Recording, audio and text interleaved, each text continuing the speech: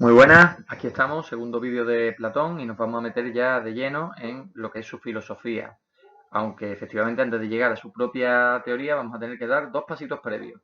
Primero, uno que a mí me encanta dar siempre al principio, que es hablar de esto que tenéis aquí, el objetivo de la filosofía platónica como el objetivo de cualquier filósofo, ¿eh? A mí siempre me gusta hablar de qué es lo que buscaban estos tipos, porque si no, nos puede parecer que todo es una abstracción extraña, que no sabemos muy bien a cuento de qué estos pensadores pensaron sobre estos temas. El objetivo es, bueno, eso nos va a marcar el por qué trataron estos temas y qué es lo que iban buscando con su pensamiento. Y luego pasaremos a la herencia socrática, que es lo que nos va a dar pie a llegar a la teoría de las ideas, que ya, digamos, entra ahí lo que es el pensamiento eh, propiamente platónico, ¿no? El original de este autor. Mirad, el objetivo de Platón es muy claro, muy simple y muy directo, ¿vale? Su objetivo era político, porque lo que quería era cambiar la sociedad ateniense que consideraba en aquel momento corrompida, ¿vale? Entre otras cosas, bueno, pues por el avance de la actitud sofista y esa búsqueda del interés particular, ¿no? Que traía la sofística y que entendía Platón casi de manera heredada de su propio maestro Sócrates, que era un mal que acarreaba la democracia, ¿no? La democracia se había convertido en una búsqueda individual en la que cada cual buscaba su propio beneficio en vez de mirar por el bien común, ¿no? Atenas había pasado de ser una polis muy unida políticamente que buscaba el bien común a tener esta actitud que ya vimos en los sofistas, ¿no? De buscar el éxito y de buscar ante todo pues salirse con la suya, aquí cada uno, ¿no? Para Platón hay un hecho que marca claramente la corrupción en la que está sumida Atenas, ya lo veíamos en la presentación anterior, que es la muerte de Sócrates, ¿no? Esto demostraba lo mal que estaban las cosas. Matar a alguien como Sócrates, que había vivido su vida buscando siempre el beneficio de su pueblo y el beneficio de Atenas, pues era la muestra inequívoca de que las cosas estaban muy mal. Y esto que decimos nos puede llevar de alguna manera a un lugar extraño, porque sabemos que de Platón, y lo hemos visto un poco en la introducción, vamos a hablar que si de la teoría de las ideas, de la realidad, de si hay una realidad más allá que esta, es decir, estamos viendo ahí metafísica, ¿no? Y estamos viendo ahí filosofía teórica. Sin embargo, si lo que él quería cambiar era la política de su tiempo, ¿por qué no vemos filosofía política? Y ahora lo entenderemos, ¿no? Y aquí se va a entender a partir de la herencia socrática. Entremos, por tanto, en esta herencia socrática y veamos cómo a partir de ella Platón va a desarrollar sus propias ideas. Muy rápidamente, ¿vale? Importante saber que todo el pensamiento platónico parte de los planteamientos de su maestro Sócrates, ¿vale? Es decir, la filosofía de Platón en nada va a contradecir a la de su maestro Sócrates, la va a complementar. Y de hecho, tanto es así que una vez veamos los conceptos propiamente platónicos, y ya hablemos en términos de la teoría de las ideas, que es nueva en él, es decir, no estuvo en Sócrates, vamos a ver que aún así todas las ideas de Sócrates encajarían perfectamente dentro de la filosofía platónica, ¿vale? Ahora bien, esto, lejos de ser complicado, es bastante sencillo de entender porque básicamente esa herencia se reduce o la podemos entender, ¿vale? A través del intelectualismo moral de Sócrates. Y aquí es donde os tengo que hacer un poco de recordatorio del tema anterior. Si recordáis en el tema anterior, el intelectualismo moral socrático, el propio nombre de la teoría, que por cierto no se la puso el propio Sócrates, y esto no, han sido los estudiosos después los que los llamaron así, ¿vale? Fijaos cómo el propio nombre nos indica qué es lo que dice, intelectualismo moral. Por intelectualismo estamos hablando de pensamiento, de conocimiento. Y cuando hablamos de moralidad, hablamos de acción.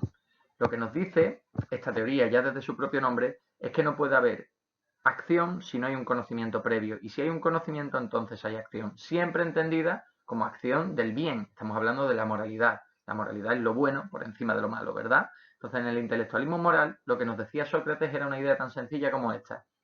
Solo quien conoce el bien puede llevarlo a cabo, ¿vale? Y solo hará el bien aquel que lo conoce, ¿vale? Es una relación, como veíamos en lógica el año pasado, de coimplicación y veíamos en el tema anterior, es una relación de coimplicación, ¿no? A doble flecha B. Es decir, si solo si hay conocimiento, habrá bien, habrá buena acción. Y ahí entendíamos además que eso que él consideraba el bien, Sócrates lo entendía como plenitud. Es decir, conocer bien algo es conocerlo plenamente, conocerlo al completo, ¿vale? Supone, por tanto, ir más allá de las opiniones para alcanzar el verdadero conocimiento. Eso que para Sócrates eran las definiciones universales, ¿vale? Acordaos de en lo que consistía el método socrático, llevar al otro al reconocimiento de su propia ignorancia y por medio del diálogo hacer que esa persona fuese capaz de llegar por sí misma a la verdad, ¿vale? A esa definición universal que ya no es ni tu opinión, ni mi opinión, ni la opinión de aquel, sino que ya es aquella definición universal, universal se entiende que vale para todos y que todos podemos aceptar como buena. En eso consistía el camino hacia la verdad. Abandonar nuestras opiniones, ir más allá de nuestras opiniones y llegar a la verdad. Y es en esta idea, ¿vale? Aquí, en esta idea del ir más allá de las opiniones, donde Platón se va a apoyar y desde donde vamos a encontrar el germen, la semilla, que va a dar lugar a la teoría de las ideas.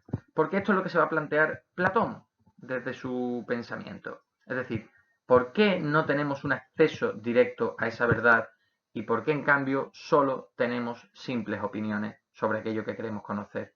Es decir, vale, diría Platón, te compro eso, Sócrates, te compro que no tenemos verdadero conocimiento, lo que tenemos es opiniones y que tenemos que esforzarnos por llegar a la verdad de los asuntos. ¿Pero por qué? ¿Por qué ocurre esto? ¿Por qué el ser humano no tiene innatamente la verdad? ¿Por qué estamos llenos de errores? ¿Por qué hay tantas opiniones diversas sobre lo que es bello, sobre lo que es justo, sobre lo que es el bien, sobre lo que es correcto o incorrecto, sobre lo que es la educación o sobre lo que es incluso la propia naturaleza? Y tenemos aquí distintas teorías sobre lo que es la naturaleza o lo que son los dioses. ¿Por qué se da la opinión entre los seres humanos y no tenemos un acceso directo a la verdad? Y aquí, como os digo, tenemos la puerta para la teoría de las ideas. Y aquí es donde entramos, ¿vale? Pasamos al punto 3, hemos ido desde el objetivo, ¿vale? Que era cambiar la política de su tiempo, a la herencia socrática, que ya nos dice que si queremos cambiar la política tenemos que llegar a la verdad, y hemos acabado el punto de la herencia socrática diciendo, vale, llegar a la verdad es ir más allá de las opiniones, ahora nos planteamos por qué tenemos opiniones y no verdadero conocimiento.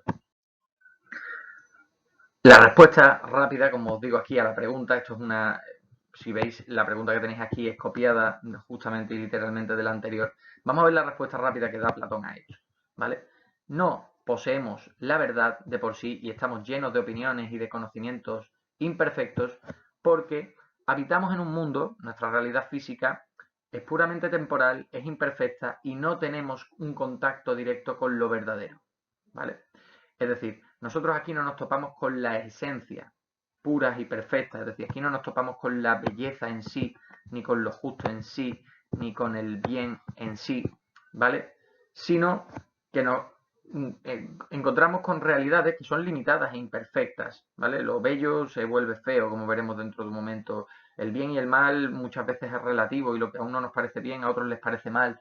Lo que a uno les parece justo, a otros les parece injusto. Es decir, no nos topamos con realidades que sean puramente esas esencias y que no tengan discusión y que al verlo dos personas diferentes estén viendo exactamente lo mismo. Nos topamos con una realidad imperfecta de la cual además sacamos distintas conclusiones cada uno de nosotros. Por lo tanto, no nos topamos con las esencias en nuestro mundo.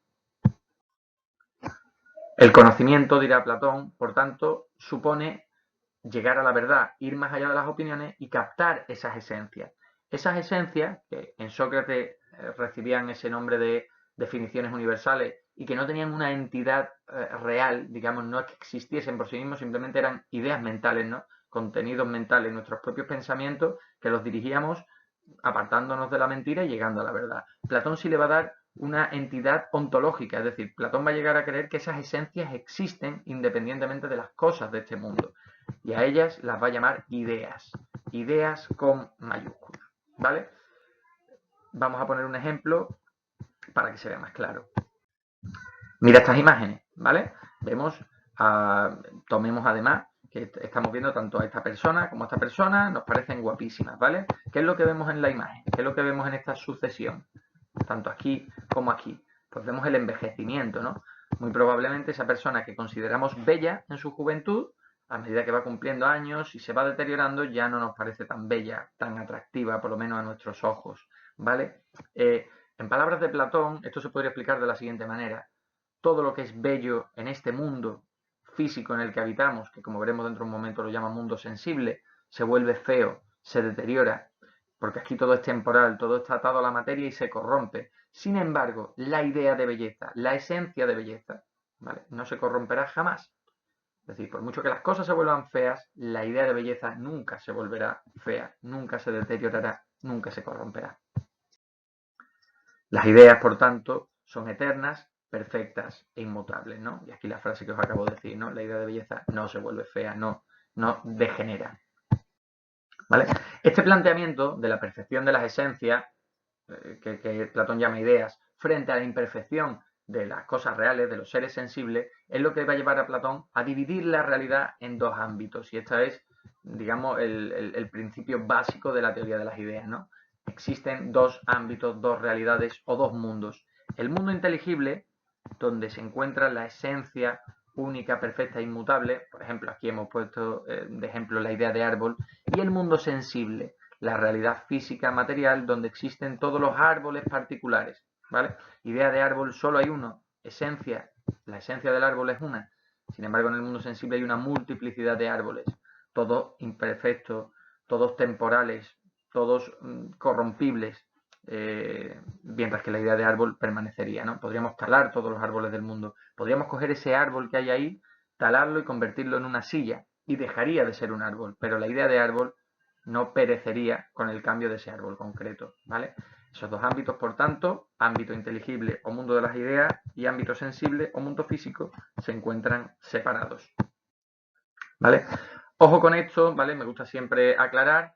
Ojo, la idea platónica no es la idea en el sentido de contenido mental, ¿vale? Aquí tened cuidado porque, claro, es la misma palabra y nos puede hacer un lío, pero cuando hablamos de las ideas de Platón no se está refiriendo a las ideas en sentido particular. Y esto, normalmente me decís que sí con la cabeza, pero luego cuando os veo utilizar los términos de Platón, veo que os hacéis un lío tremendo, ¿vale? Es decir, esto quiere decir que una cosa son las ideas que yo tengo, como cuando digo, oye, mira, he tenido una buena idea, vamos esta tarde a jugar al fútbol, ¿vale? Esa idea tiene un significado de contenido mental, de pensamiento, ¿vale? Es mi pensamiento, yo he pensado en que mejor vamos a jugar al fútbol esta tarde, pero la idea platónica no va por ahí. Las ideas para Platón, no es que Platón no crea los contenidos mentales, sí que cree en ellos, pero la cuestión es que cuando él habla de las ideas, del mundo de las ideas, se está refiriendo a otra cosa, se está refiriendo a la esencia, ¿vale? A la esencia de algo, es decir, a la idea con mayúscula de belleza, a la idea de justicia, a la idea de amor, a la idea de orden, a la idea de número uno o a la idea de mesa, ¿vale? Aunque sea una cosa concreta, es decir, las ideas son para Platón las esencias de los seres y las entidades existentes, ¿vale? Y son sus arquetipos, es decir, son el modelo a partir del cual se han generado las cosas de este mundo sensible. Mirad, con este esquema se puede quedar más claro. Vamos a obviar la parte de la estética, ¿vale? Ahora si queréis os lo aclaro solo al final. Pero bueno, aquí estaría, digamos, en escalafón, en orden de cercanía a la verdad y a la verdadera entidad y a la realidad. Tendríamos, por un lado, la idea de belleza, ¿vale? La idea de belleza estaría en la cúspide, es única, habita en ese mundo inteligible, es perfecta, eterna, inmutable. Aquí estaría el tipo, un tipo como nosotros, que piensa en lo que es la belleza, el concepto o idea con minúscula de belleza, ¿vale? Al ser todavía una idea como contenido mental, es verdad que no está atado a lo físico, pero al final lo está pensando alguien físico, que es una persona dentro del mundo sensible.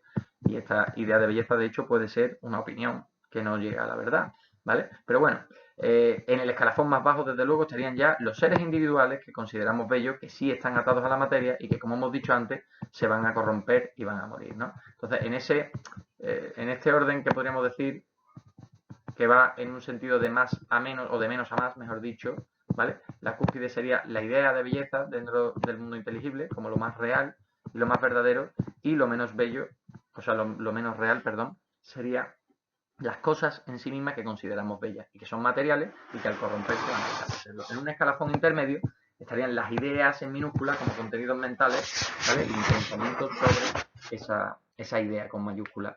Claro, está en un punto intermedio, como decimos, porque la idea en sí, con minúscula, bueno, pues no es algo material, tampoco que se deteriore. ¿Por qué el arte lo ponía Platón aquí? Porque decía, claro, si de alguna manera está la idea, nuestro contenido mental es una copia, un intento de copiar lo que es esa idea. Si tenemos la copia de las ideas, que son las cosas materiales, bueno, pues en el arte, que se intenta imitar la propia realidad, tendríamos ya la copia de la copia, ¿vale? Y por eso es el escalafón más bajo en realidad, ¿vale? Pero nosotros, ya os digo, la estética nos sobra un poco porque no la vamos a ver, ¿vale? Sea como sea, Platón partía, ¿vale?, de la filosofía socrática y es verdad que no se cuestionaba la existencia de esa verdad. Para él la verdad existía, como hemos dicho, y existe en un plano de realidad diferente al nuestro, ¿vale? Una vía de entender esto, es decir, que la verdad existe y es indudable, una vía de defensa para Platón era la matemática, ¿no? Aquí os pongo simplemente un ejemplo, el teorema de Pitágoras, ¿no? Ahí tenemos una verdad que es universal. Las matemáticas me transmiten verdades universales. En un mundo cambiante que degenera como este, sin embargo, tenemos algo como las matemáticas, un conocimiento que nunca falla, que es eterno, perfecto e inmutable. ¿Vale? Esa verdad no puede existir, como hemos dicho, en un mundo imperfecto, temporal y cambiante. Por lo tanto, debe de haber un sustrato de realidad, como hemos dicho, que la sustente. Ese y no otro es el mundo de las ideas. ¿Vale? Hay pues que dividir la realidad en lo que es el arquetipo o idea, como hemos dicho, y los seres sensibles. Platón, una de las características que va a dar es, por ejemplo, la idea es la de unidad. Ya lo hemos dicho antes cuando lo decíamos del árbol, pero bueno, lo repetimos aquí, ¿vale? Es decir, la idea de animal es una, sin embargo, se traduce, si esto es el mundo inteligible, perdonadme la letra, ¿vale? Y este es el mundo sensible, pues como vemos lo que es uno en el mundo inteligible se traduce en una pluralidad en el mundo sensible. Sabemos que existen multitud de animales, ¿verdad? Sin embargo, la idea de animal es una sola. Igualmente podríamos haber puesto la idea de caballo y sabríamos, y podríamos haber puesto aquí a un montón de caballos diferentes, porque caballos hay muchos. Y lo que hace que los seres sensibles sean imperfectos no es otra cosa que el estar atados o compuestos, podríamos decir, de materia. La materia se corrompe, es temporal, no es eterna y es mutable, se puede moldear, puede morir, degenerar, etc. ¿Vale? En cambio, las ideas son formas puras, no sometidas al tiempo. Al no estar atadas a la materia, no se pueden degenerar, ¿vale? Y por lo tanto, son perfectas, eternas, universales, ¿vale? Es importante que entendamos esta idea, ¿vale? Cuando Platón habla del mundo de las ideas, mundo sensible, mundo de las ideas, no hay que interpretar ese mundo como una especie de planeta donde existen las ideas físicamente, porque precisamente ese ámbito es todo lo contrario al mundo físico, no podría existir físicamente, porque si las ideas tuviesen una forma física, tuviesen materia, pues ya estarían atadas a la temporalidad. Entonces hay que entender que lo que una realidad es, la otra no lo es y viceversa.